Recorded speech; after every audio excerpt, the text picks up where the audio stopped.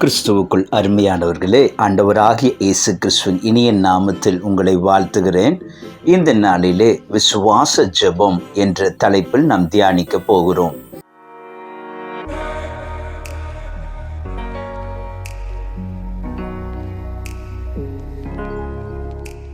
யோவான் 14:14 சொல்லுகிறது, என் நாமத்தினாலே நீங்கள் எதை கேட்டாலும் அதை நான் செய்வேன்.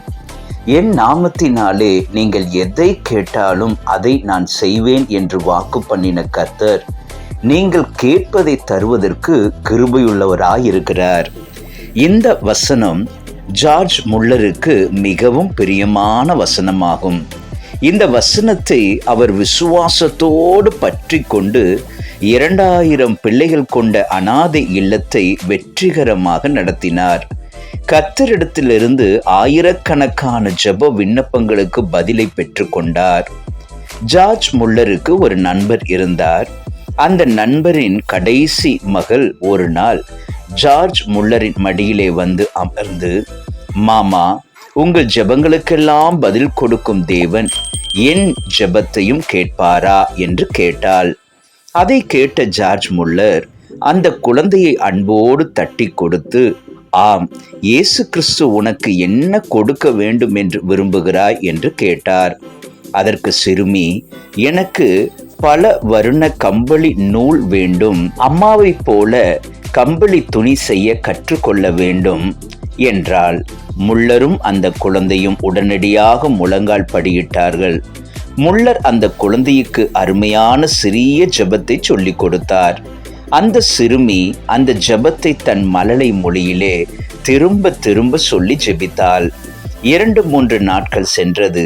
திடீரென தபால் மூலமாக அந்த குழந்தைக்கு பல வர்ண கம்பளி நூல் பார்சல் வந்து சேர்ந்தது.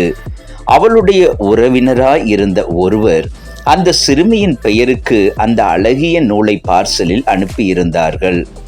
அது அந்த சிறுமியினுடைய உள்ளத்தில் ஜெபிப்பதற்கான ஊக்கத்தை ஆழமாக ஏற்படுத்தியது.